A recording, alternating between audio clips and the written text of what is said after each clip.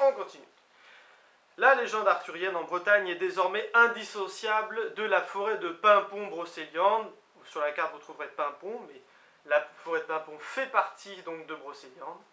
Bien que cette dernière association reste contestée et que des documents situent aussi des épisodes arthuriens ailleurs. Le couple formé par Merlin et Viviane pourrait être inspiré par celui du Dagda et de Boann dans la mythologie celtique. La fée Viviane aurait emprisonné Merlin quelque part dans la célèbre forêt.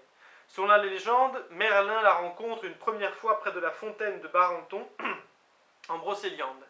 La rivière Nignan, qui passe entre Josselin et Ploermel, pourrait lui devoir son nom. Un conte populaire de Bain de Bretagne et une tradition locale du château de Compère citent également la fée Viviane. Quant à la fée Morgane, elle est surtout liée au Val sans retour et il serait à l'origine du rocher des faux amants. Une tradition veut que le roi Arthur soit représenté sur le portail de l'église de Perros-Guirec, mais aucune preuve ne permet de le confirmer. Un récit complet le met en scène dans la Vita de Sainte et Flamme.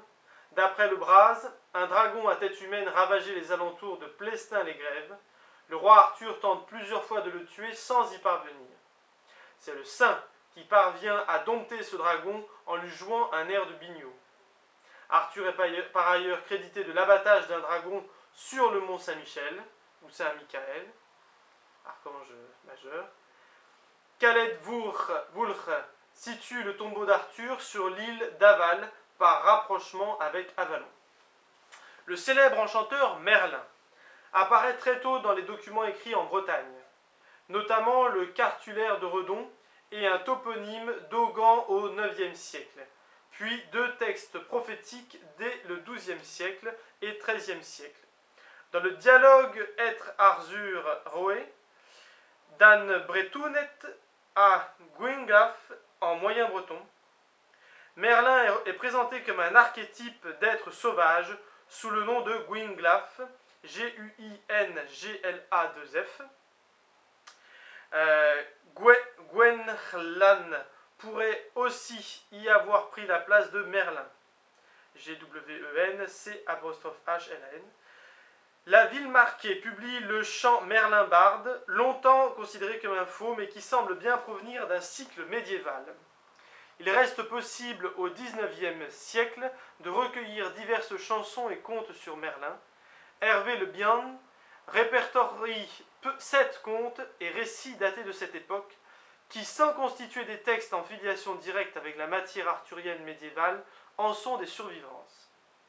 L'enchanteur apparaît sous les noms de Murlu, Merlu, le satyre, Aerlin ou Merlik, et possède le pouvoir de divination. Luzel recueille une tradition selon laquelle Merlin a fini sa vie au sommet du Ménesbré. Deux traditions plus récentes situent désormais le tombeau de Merlin en Bretagne. Une première veut qu'il soit emprisonné dans un chêne creux de Brocéliande, une autre dans le tombeau qui porte son nom, en forêt de Paimpont bien sûr, P-A-I-M-P-O-N-T, Paimpont, P-A-I-M-P-O-N-T. La pointe de Penmach est associée à la légende médiévale de Tristan et Iseult. C'est là que le roi Marc aurait accueilli sa promise Iseult.